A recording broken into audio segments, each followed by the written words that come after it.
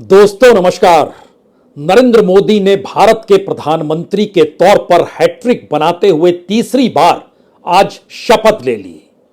इन 10 वर्षों में इस देश के राष्ट्रपति बदल गए, यह देश बदल गया और शायद इसीलिए आज जब राष्ट्रपति द्रौपदी मुर्मू उन्हें शपथ दिला रही थी तो लोगों के जहन में दो ही सवाल रेंग रहे थे। एक सवाल तो यह था कि बीते 10 वर्षों में जिस तरीके से नरेंद्र मोदी ने सरकार को चलाया, क्या उसी तर्ज पर अब अगले 5 वर्ष सरकार चलेगी या फिर उसमें परिवर्तन आ जाएगा, क्योंकि सरकार इस बार अल्पमत में है, उनके साथ गठबंधन के साथियों का सहयोग है, तभी यह सरकार चल रही है।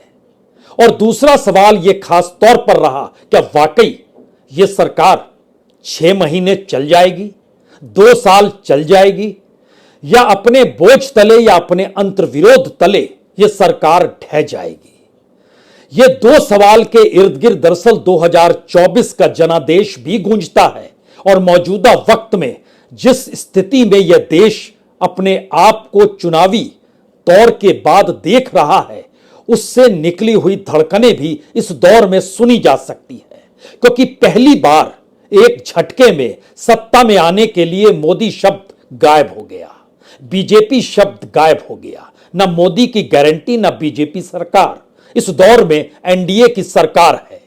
हालांकि सरकार ने शपथ लेते वक्त पुराने उन तमाम चेहरों को अपने साथ रखा, जिसमें से कुछ चेहरे मुखौटों के तौर पर रहे तो कुछ चेहरे विरोध के स्वर के साथ दिखाई दिए, जिसमें एक ही नाम बार बार गूंजता है, नितिन गडकरी का।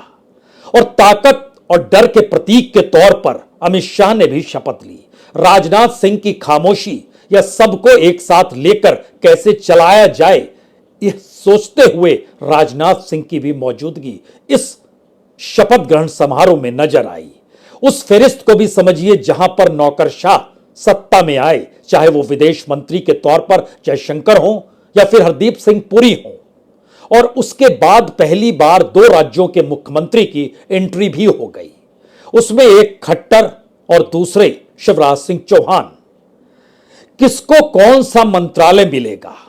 गठबंधन के साथियों में से कौन अपने बूते मंत्रिमंडल के भीतर रहते हुए अपने विभाग को चला पाएगा या फिर पीएमओ से चलाएगा? ये तमाम सवाल बार बार इसी दिशा में ले जा रहे हैं कि सरकार बीते 10 वर्ष की तर्ज पर चलेगी या इस बार बदल जाएगी। यह सरकार टिक पाएगी या नहीं टिक पाएगी, क्योंकि पहली बार इस देश के चुनाव से ऐन पहले प्रधानमंत्री ने खुद को भगवान के तौर पर देखा, अवतरित पुरुष के तौर पर देखा। और इस देश के चुनावों में सबसे ज्यादा परिवर्तन पहली बार उसी हिंदुत्व को लेकर हुआ जिसके आश्रय बीजेपी अभी तक अपना बेड़ा पार करती रही और आरएसएस उसी को एजेंडे के तहत इस देश की राजनीति के शुद्धिकरण के साथ खुद को साधता रहा। यानी एक व्यापक परिवर्तन इस देश के भीतर है, लेकिन आज प्रधानमंत्री वही शख्स है जो 2014 में थे। और इस दौर में अलग अलग क्षेत्रों के भीतर उठते हुए सवालों ने इस देश के सामने नया सवाल यह भी पैदा कर दिया, क्या वाकई विपक्ष के तौर पर इंडिया कोई पहल करेगा या नहीं करेगा? वो तिकड़मों के आश्रय सरकार गिराएगा या इंतजार करेगा? हालांकि एक लाइन उन्होंने अपने प्रस्ताव में इंडिया ने जरूर लिखा कि हम सही वक्त का इंतजार करेंगे। यह सही वक्त का इंतजार और सही वक्त पर सही कदम, यह तो चंद्रबाबू नायडू को भी उठाना है। यह कदम तो नीतीश कुमार को भी उठाना है और सही मायने में यह कदम तो राजनीति करने वाले हर उस शख्स को उठाना है जो जानता समझता है कि राजनीति कैसे की जाती है और खुद को लाइमलाइट में कैसे रखना चाहिए या हर वक्त सत्ता के साथ कैसे रहना चाहिए।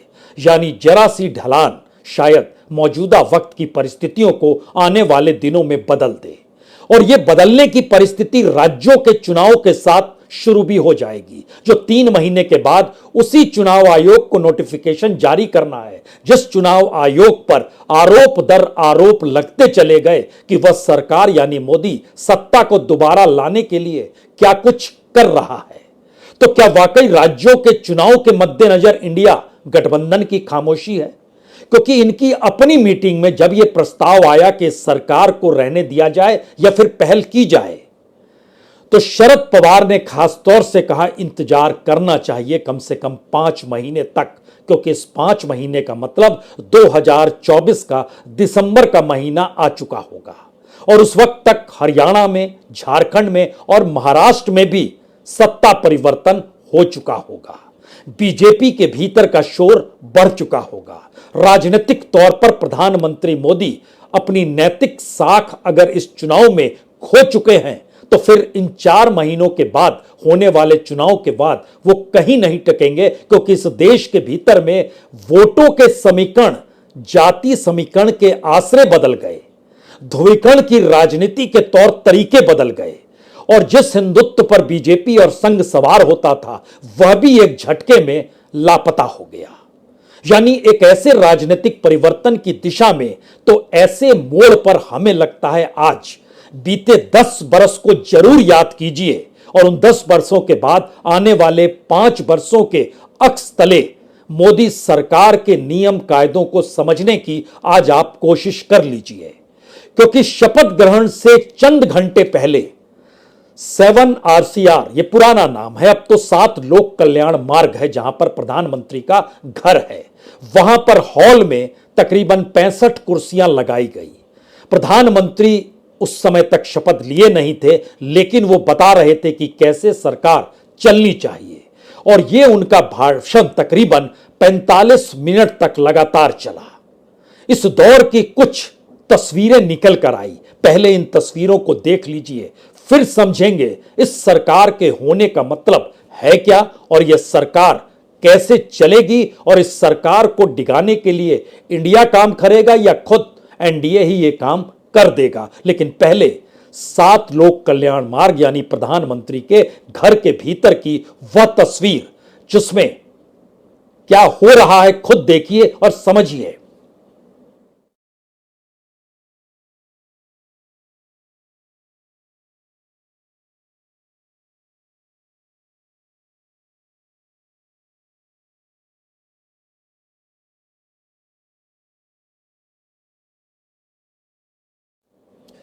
जाहिर है ये एकजुटता का बोध भी कराता है और किसी नेता को अपने मातहत काम करने वाले मंत्रियों को सीख भी देता है। यह एक ऐसी क्लास भी है जिसमें मास्टर जी अपने छात्रों को पढ़ा रहे हैं, बता रहे हैं, लेकिन राजनीति ऐसे चलती नहीं है और इसका खासा अनुभव इससे पहले कई सरकारों में रहा है। वो चाहे मनमोहन सिंह हो, चाहे अटल बिहारी वाजपेयी हो, चाहे देवगौड़ा हो, चाहे IK गुजराल हो, चाहे PV नरसिम्हा राव ही क्यों ना हो। इन तमाम परिस्थितियों को परखते हुए मौजूदा वक्त में आकर आप खड़े हो जाइए, क्योंकि ये वही देश के प्रधानमंत्री हैं जो 2014 में शपथ प्रधानमंत्री पद के लिए थे। ये वही प्रधानमंत्री हैं जिन्होंने 2001 में गुजरात के मुख्यमंत्री पद की शपथ ली थी और इस बार जब चुनाव होने वाले थे तो अपने 10 बरस को याद करके नरेंद्र मोदी ने अपने सांसदों से यही कहा था कि जाइए जनता के बीच और उन्हें बताइए कि 23 साल तक जो व्यक्ति इस देश के लिए सेवा कर रहा है उसके दामन पर एक भी दाग नहीं है करप्शन का। वो मुख्यमंत्री से प्रधानमंत्री तक के 23 बरस में उसने कितना पाक साफ काम किया है, लेकिन पता नहीं सांसदों ने बताया या नहीं बताया, लेकिन 2024 के जनादेश ने इसे नहीं माना। हर किसी को याद 2002 अटल बिहारी वाजपेयी देश के प्रधानमंत्री, उस वक्त राजधर्म का पाठ पढ़ाने उन्हें गांधीनगर जाना पड़ा था और आज की तारीख में इस देश के भीतर कितनी मोटी मोटी लकीर खींच दी गई। उन सब को लेकर राहुल गांधी जब यात्रा पर निकले तो हर तरफ एक ही सवाल बार बार रेंग रहा था, क्या इस देश के भीतर में अब लोगों को प्यार की जरूरत है, मोहब्बत की जरूरत है, या घाव पर नमक नहीं मलहम चाहिए जो कोई सत्ता देने को इस दौर में तैयार नहीं है। अलग अलग नीतियों के आश्रय, कायदों के आश्रय कैसे बांटा गया, यह सारी एक तस्वीर है। हमारी टीम ने उसका बड़ा प्रयास किया कि आखिर इन 10 वर्षों को याद करते हुए आने वाले 5 वर्ष को कैसे देखा और परखा जाए। बांटने की राजनीति की थ्योरी ने महाराष्ट्र में पॉलिटिकल पार्टीज को नहीं छोड़ा। शिवसेना बटी, एनसीपी टूटी।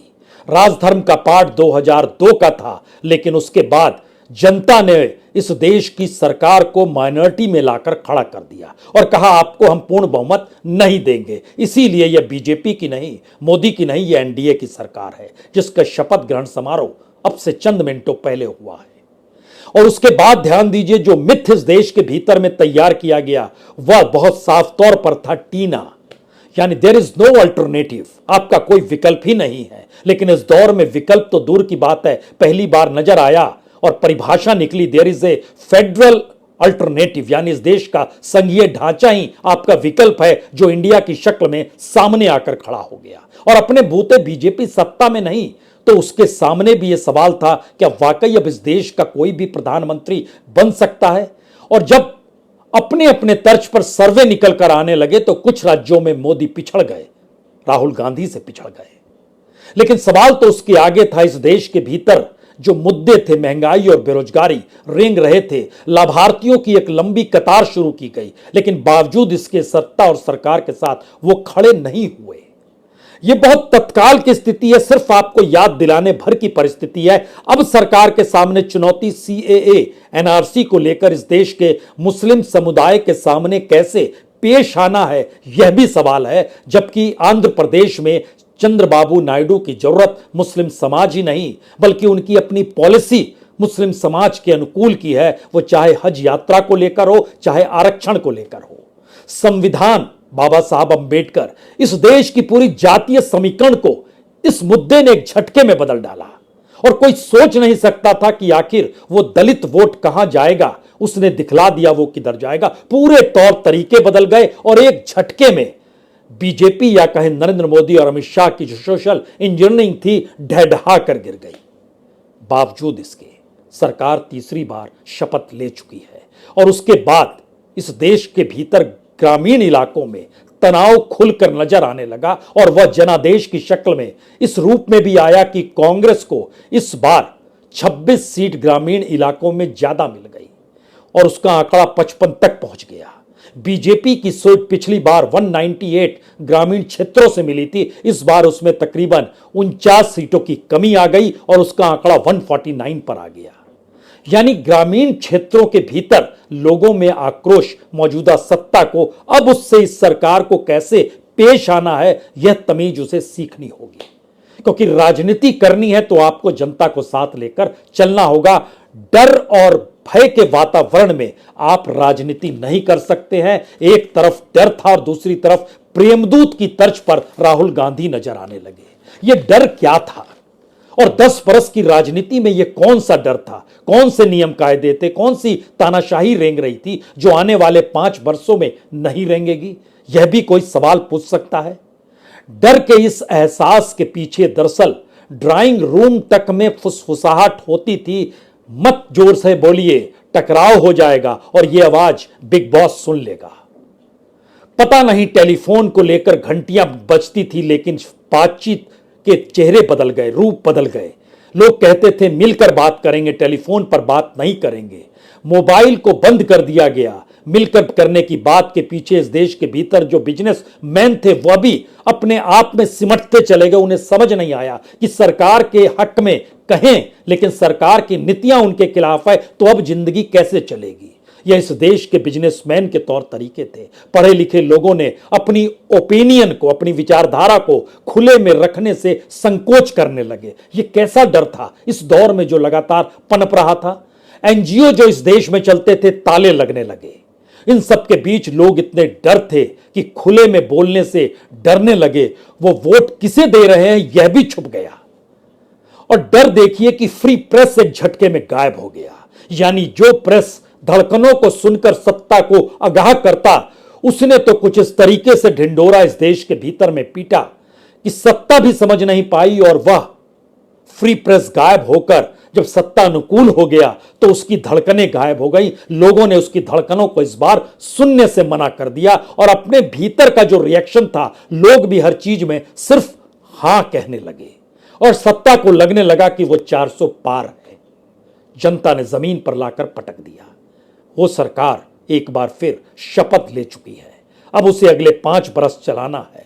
इस देश के भीतर में आतंक का हथियार इस देश की जांच एजेंसियां बन गई। वो ईडी है, वो सीबीआई है, वो इनकम टैक्स है। किसने सोचा था कि प्रीमियर जांच एजेंसी आतंक के हथियार के तौर पर नजर आने लगेगी और इस देश के पॉलिटिशियन हो, इस देश के कॉरपोरेट हो, इस देश के इंडस्ट्रियलिस्ट हो, इस देश के प्रोफेशनल हो, हर कोई डरा सहमा इस देश में क्यों नजर आने लगा और क्यों वो खुलकर अपनी ओपिनियन को रखने से बचने लगा। विरोध के स्वर जहां होते वहां पर पीएमएलए कानून आ गया, देशद्रोही कानून, सेडिशन का कानून रेंगने लगा। उसका खुला प्रयोग राजनीतिक तौर पर इस देश में नजर आने लगा। इसीलिए सवाल है कि बीते 10 बरसों की आहट तले अगले 5 बरस बदल जाएंगे या फिर एक नए चेहरे के साथ सामने आ जाएंगे जिसके हाथ में एक एनडीए का मुखौटा होगा। राजनीतिक तौर पर ऐसी स्थिति इससे पहले इस देश में कभी नहीं थी, लेकिन बावजूद इसके बार बार ढोल पीटे गए कि नेहरू के बाद नरेंद्र मोदी ही हैं जो तीसरी बार शपथ ले रहे हैं। बिल्कुल, इतिहास के पन्नों में अब यही दर्ज भी हो गया, लेकिन इस दौर में यह भी दर्ज है कि अनगिनत नियम कायदे, अनगिनत केस दर केस और उसमें उलझता हुआ भारत, सालों साल जेल में डाले गए लोगों को 24 ऐसे लोग थे जिनको कि 2 साल से 5 साल तक जेल में क्यों रखा गया ये कोई नहीं जानता है, क्योंकि अदालतों से जब छूटे वह, अदालतों के मार्फत जब उन्हें रिहाई मिली तो उन पे जो आरोप लगाए गए थे वो आरोप कहीं थे ही नहीं। बावजूद इसके वही सरकार इस बार एनडीए की शक्ल में शपथ ले रही है और इंडिया को लग रहा है कि ये अपने बोझ से डगमगाएगी, गिरेगी, क्योंकि चीजें बदलती नहीं है। और इस दौर में जो भ्रष्ट लोग और आरोपी जो सरकार के साथ आए वो सब खुले तौर पर सत्तानुकूल हुए ही नहीं, उनको लाभालाभ मिला। वो अजीत पवार हो या प्रफुल्ल पटेल हो, उनके केस खत्म कर दिए गए। इस देश ने बाखूबी देखा कैसे सत्ता में आने के बाद केस खत्म होते हैं। इसकी शुरुआत तो उत्तर प्रदेश में ही हुई थी। मुख्यमंत्री बने योगी और अपने ऊपर लगे केस को उन्होंने एक कैबिनेट मीटिंग को बुलाकर खत्म कर दिया। यही स्थिति महाराष्ट्र में हुई थी और यही स्थिति अब सेंट्रल लेवल पर होने लगी। 10 बरस में अगर कुछ नहीं बदला तो क्या आने वाले वक्त में कुछ नहीं बदलेगा। सोनिया गांधी दूसरी तरफ इंडिया या कहें कांग्रेस के संसदीय दल की नेता चुनी गई। अपने भाषण में उन्होंने कहा, हमारी संख्या बढ़ी है, अब हमें चौकन्ना रहना होगा, देखना और समझना होगा कैसे ये सरकार चल रही है, उस पर बाकायदा निगरानी कड़ी रखनी होगी, क्योंकि ये बदल जाएगी सरकार अगले 5 बरस के लिए, ऐसा लगता नहीं है, क्योंकि प्रधानमंत्री के कामकाज के तौर तरीके ऐसे है नहीं। In reality, he has lost the mandate he sought and thereby lost the right to leadership as well. Yet, far from taking responsibility for failure, he intends to get himself sworn in again tomorrow. We do not expect him to change the substance and style of his governance, nor take cognizance of the will of the people. Sonia Gandhi का तजुर्बा पुराना है। 2004 में वो प्रधानमंत्री बन सकती थी, लेकिन उस वक्त उन्होंने मनमोहन सिंह को आगे कर दिया, जबकि बड़े कद्दावर नेताओं की पूरी लकीर उनके साथ खड़ी थी। बावजूद इसके एक अर्थशास्त्री को उन्होंने आगे कर दिया। वो जानती समझती थी भारत को किस बात की जरूरत कब पड़ेगी, और 2008 में जब पूरी दुनिया मंदी में थी उस वक्त भारत पर मंदी का प्रभाव नहीं पड़ा। अमेरिका तक चौंक गया कि क्या मनमोहन सिंह की खासियत है, लेकिन मौजूदा वक्त में ढोल किस बात को लेकर पीटे गए। बीते 10 वर्षों में और इस चुनाव के वक्त बार बार ये ढोल पीटे गए कि तीसरी बड़ी इकोनॉमी भारत होने जा रहा है और इसको लेकर जश्न पूरे मीडिया में मनाया गया। पूरी नौकरशाही उस जश्न में शरीक हो गई। और अब भी सवाल है जिसका जिक्र बार बार हो रहा था, तीसरी बड़ी इकोनॉमी, लेकिन सवाल यह है इस देश में प्रति व्यक्ति आय क्या है, उसको पूरी तरीके से अनदेखा किया गया। दुनिया के मानचित्र पर भारत का नंबर 125वें नंबर पर आता है। जिस जनसंख्या के साथ और जिस इकोनॉमी के साथ भारत चल रहा है उसमें प्रति व्यक्ति आय भारत का नंबर 125वां है। सवाल इतना भर नहीं है, सवाल यह है कि इस दौर में असमानता चरम पर हो गई। चंद लोगों के हाथ में सिर्फ पैसे ही पैसे थे और दूसरी तरफ खाली पेट लोग थे, इसीलिए 5 किलो अनाज देना पड़ा। यह भी निर्णय लगातार इस दौर में सरकार को ऑक्सीजन मिल रही है यह सोच कर दिया गया।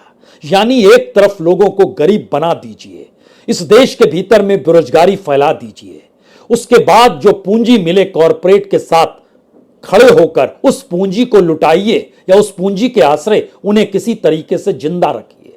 ऐसी राजनीति और ऐसी अर्थव्यवस्था, असमानता की स्थिति यह कि 10% लोगों के पास इस देश का 80% संसाधन है, यानी 90% के पास सिर्फ 20% संसाधन, और उस 10 में से भी अगर आप सिर्फ 1% का जिक्र करेंगे तो इनके पास 40% संसाधन इस देश का है। लेकिन देश का सच इसी इकोनॉमी के भीतर का क्या है? इस इकोनॉमी के भीतर का सच यह है कि बीते 5 वर्ष में भारत छोड़कर जाने वाले जो बड़े बिजनेसमैन थे, उन्होंने समझ लिया इस देश के भीतर में एक तरफ टैक्स टेरर भी है और दूसरी तरफ नियम कायदे हैं और तीसरी तरफ एक ऑर्गेनाइज्ड क्राइम के तौर पर पूरा सिस्टम इस देश को चला रहा है। इसीलिए 11,000 बिजनेसमैन ने बीते 5 वर्ष में इस देश को छोड़ दिया और यह कतार लगातार बढ़ती चली गई।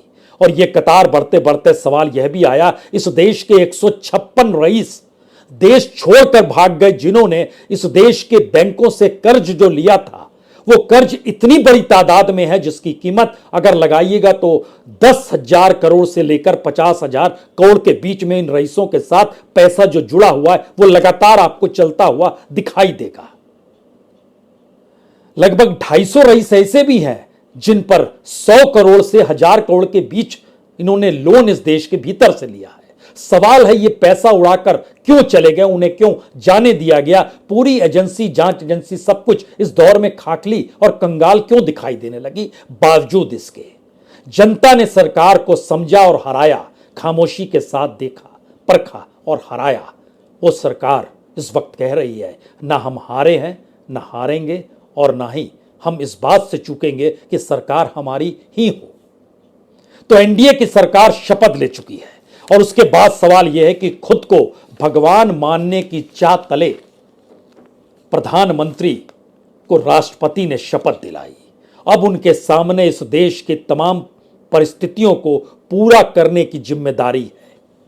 उस पूरा करने की जिम्मेदारी में वह जनता के लिए काम होगा या अपनी सरकार के लिए बहुमत जुटाने की तोड़जोड़ खुद एनडीए के भीतर कहीं प्रधानमंत्री मोदी और अमित शाह तो नहीं करने लगेंगे? यह सवाल उन 10 बरस से निकलता है जहां पर इस देश में लगभग 6 राज्यों में, चाहे वो कर्नाटक हो, चाहे मध्य प्रदेश हो, चाहे महाराष्ट्र हो, चाहे उत्तराखंड हो, चाहे गोवा हो, तमाम जगहों पर देखिए तो सरकार गिराकर कैसे खुद को लाया जा सकता है, ये तौर तरीके इस देश में पैसों के आश्रय सीख लिए और वो पैसा खुले तौर पर असंवैधानिक कहिए, गैर कानूनी कहिए, उसको खुले रूप में इलेक्ट्रोल बॉन्ड के जरिए इस देश में लागू किया गया। लेकिन बावजूद इसके सुप्रीम कोर्ट ने गैर कानूनी कहा, फिर भी सरकार को शर्म नहीं आई। और इन सब के बीच अगर आप परखना शुरू कीजिएगा तो लोकतंत्र का मतलब तो रूल ऑफ द पीपुल होता है, जनता का ही कानून होता है। लेकिन खुद को सबसे बड़े टीचर के तौर पर माना गया, जनता को टीचर नहीं माना गया। तो जनता ने और वोटर की शक्ल में जो मैसेज दिया कि आप ऐसा ना सोचें कि आप भगवान हैं, तो क्या बीजेपी का संकट अब मोदी के अस्त होने की किरणों के साथ बड़ा होगा? यह सवाल इसलिए बड़ा है क्योंकि इस देश के भीतर में बिल्कुल नए जातीय समीकरण है। हरियाणा में दलित जाट साथ नजर आने लगा, राजस्थान में जाट हो, मीणा हो, गुज्जर हो, जाटव हो, वो साथ इंडिया के पक्ष में नजर आने लगा। यूपी में पहली बार दलित और यादव एक साथ नजर आने लगे जो इंडिया के पक्ष में थे। शेड्यूल कास्ट यानी अनुसूचित जाति से जुड़ी हुई सीटें एक झटके में बीजेपी की जो पिछली बार 46 थी वो 30 पर आ गई। और इस देश के भीतर में जो प्रभावित डोमिनेटेड सीट कहते हैं, जो दलित कॉन्स्टिट्यूएंसी कहते हैं, उसमें इस बार इंडिया के पक्ष में 53 सीटों का इजाफा हुआ और वो 93 पर पहुंच गई। वहीं बीजेपी 57 पर आ गई, यानी पिछली बार से 34 कम हो गए। ये मैसेज इस देश के भीतर में उस राजनीति को साधते हुए सत्ता तक पहुंचने के रास्ते में उसी राजनीति को जनता द्वारा डिगा देना है जहां पर तमाम समीकरण अलग हो गए। इतना ही नहीं, इस देश की महिलाओं ने भी अपने अपने तरीके से वोट डाले। कुछ ममता के साथ नजर आई, लेकिन दूसरी तरफ केजरीवाल या जगन और नवीन के साथ वो नजर नहीं आई। इस दौर ने यह भी सिखाया कि जो इस दौर को नहीं समझेगा और किसी एक रास्ते को नहीं पकड़ेगा उसको मटिया मेट कर दिया जाएगा। और ध्यान दीजिए, इस देश के 5 बड़े नेता मटिया मेट हो गए। उसमें नवीन पटनायक है जो ना इंडिया में थे ना एनडीए में थे। उसमें जगन रेड्डी है जो ना इंडिया में थे ना एनडीए में थे। उसमें मायावती है जो दोनों तरफ नहीं थी। इसमें केसीआर हैं जो दोनों तरफ नहीं थे। यह कौन सी परिस्थिति थी जो बता रही थी कि आप ऐसी परिस्थिति में मत खड़े होइए कि आप तटस्थ हैं तो बच जाइएगा? बिल्कुल नहीं। यह केसीआर को भी समझ में आया, जगन रेड्डी को भी समझ में आया, नवीन पटनायक को भी समझ में आया, मायावती को भी समझ में आया। इस दौर में आपका रास्ता बिल्कुल अलग नहीं हो सकता है। और सबसे बड़ी बात तो यह हुई, इस दौर में बीजेपी जिस अपनी पहचान को लेकर बरसों बरस से राजनीति को साध रही थी और आरएसएस पीछे खड़ी आ रही थी, वही हिंदुत्व आखिरी पायदान पर पहुंच गया और उग्र हिंदू राष्ट्रवाद के आश्रय इस देश में वोटों के ध्रुवीकरण की जो सोच थी और माना गया और कहा गया और खुलकर कहा गया कि अयोध्या हिंदुओं का वेटिकन होगा। देखिए, उसी अयोध्या में वहीं के लोगों ने उसी बीजेपी को हरा दिया जो अयोध्या में वेटिकन खोज रहे थे। और खुद प्रधानमंत्री नरेंद्र मोदी उसमें शरीक हुए। उन्होंने मैसेज इस देश के तमाम कॉरपोरेट और बड़े बड़े लोगों को दिया और वही आरएसएस अवतरित तौर पर प्रधानमंत्री को देखने लगी और वहां से इस देश में यह बात चल पड़ी और होते होते प्रधानमंत्री की जुबान पर आ गई कि मैं बायोलॉजिकल नहीं हूं। सवाल ये राजनीति के अवसान के वक्त का है या मौजूदा वक्त में एक नई सरकार के आने का उल्लास का है? ये तय खुद करना होगा, क्योंकि बांटने वाली राजनीति नहीं चल सकती है। सवाल सिर्फ इतना है कि तमाम मंत्रियों की फहरिस्त में, चाहे वह जनता दल यूनाइटेड के ललन सिंह हो या कर्पूरी ठाकुर के बेटे रहे रामानाथ ठाकुर हो, चाहे जीतन राम मांझी हो, चाहे जयंत चौधरी हो, चाहे चिराग पासवान हो, चाहे कुमार स्वामी ही क्यों ना हो, और अठावले जो हमेशा मौजूद रहते हैं, वही एक लंबी फहरिस्त है। मैसेज बहुत साफ है अपने तौर पर। आपको इस देर में तय करना होगा इस दौर में कि आप गठबंधन में हैं, बातचीत करेंगे, चर्चा करेंगे, डिबेट करेंगे, सहमति बनाएंगे, उसके बाद आगे बढ़ेंगे या फिर पुरानी तर्ज पर चलेंगे। और यह देश तो इसी गठबंधन के आश्रय चल रहा है जहां हर जाति समुदाय के लोग अपनी स्वतंत्रता के साथ अपने उस एहसास को लेकर जीते हैं। यह देश हमारा है, हमने ही इसे सींचा है और आगे बढ़ाया है। लेकिन बावजूद इन सब के बीते 10 बरस के किस्से क्या वह दफन हो जाएंगे आने वाले वक्त में, या उस राजनीति को नए पर लगेंगे? और ये पर को साधे हुए इंडिया इंतजार कर रहा है और इस इंतजार के दौर में उसे 2-3 बातें समझ में आ गई है। पहला, इसी बरस चुनाव महाराष्ट्र में होने हैं, हरियाणा में होने हैं, झारखंड में होने हैं। तीनों राज्यों में बीजेपी की सरकार है। ये 3 राज्य बीजेपी गंवा सकती है। अगर लोकसभा चुनाव के अक्स तले विधानसभा चुनाव के परिणामों को आप परखना चाहेंगे तो आपको जानकर हैरत होगी, महाराष्ट्र के भीतर बीजेपी और उसके गठबंधन को 100 सीट भी नहीं मिलेगी जो इस लोकसभा चुनाव का मैसेज है। हरियाणा के भीतर उसको सिर्फ 20% सीटें मिलेंगी। झारखंड के भीतर वो 50-50 पर सिमटती हुई दिखाई देगी जो इस लोकसभा चुनाव के परिणामों का मैसेज विधानसभा में कन्वर्ट हो रहा है। उसके बाद अगले बरस दिल्ली और बिहार है। इंतजार इंडिया कर रहा है। ये अपने बोझ से गिरेंगे, अपने नियम कायदों से गिरेंगे, अपने अंतर्विरोध से गिरेंगे और अपनी तानाशाही तले गिरेंगे, क्योंकि इन्होंने इस देश के उस राग को समझा ही नहीं कि भारत गांधी का देश है, भारत गंगा के निर्मल बहते हुए पानी का देश है, भारत उस संगीत की धुनों पर चलने वाला देश है जिसके आश्रय बॉलीवुड भी जिंदा रहता है। लेकिन गंगा भी राजनीति का हिस्सा बन गई, गांधी को भी राजनीतिक तौर पर निशाने पर लिया गया, बॉलीवुड को अपने अनुकूल करने के हिसाब से उसकी पूरी क्रिएटिविटी को खत्म कर दिया गया। तो इन 5 बरस क्या होगा, हम लोग सिर्फ सोच सकते हैं और इस शपथ ग्रहण को देखकर शुभकामनाएं दे सकते हैं। तो शुभकामनाएं दे दीजिए, लेकिन बीते दिनों को याद करते हुए उस एहसास को बदलवाने की कोशिश इस दौर में अपने तौर पर बतौर नागरिक हर किसी को करनी चाहिए। बहुत बहुत शुक्रिया, बहुत बहुत शुक्रिया।